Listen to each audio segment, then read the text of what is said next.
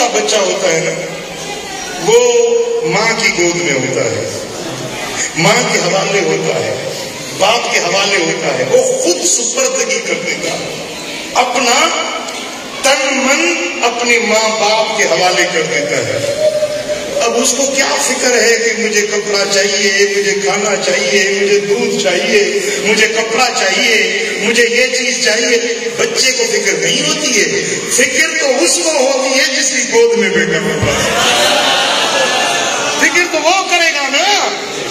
بچے نے جس بچے نے اپنا تن من جس کے حوالے کر دیا ہے، فکر تو اس کو ہوگی کہ اب عید آ رہی ہے، میرے بچے کو عید کے کپڑے چاہیے، میرے بچے کو خرچی چاہیے، میرے بچے کو اچھے کپڑے، اچھا جوتا چاہیے، میرے بچے کو اس چیز کی ضرورت ہے، اس چیز کی کھپت ہے۔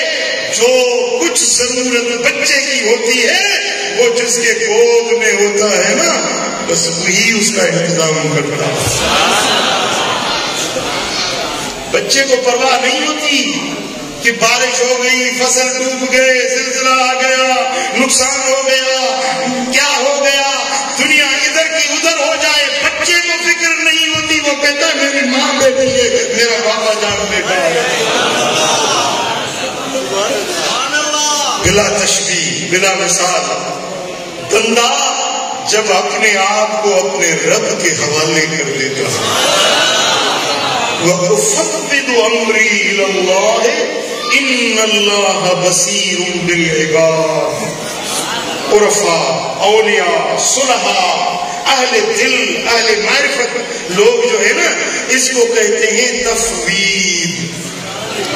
تے فا وا یا ضاد، تفویض۔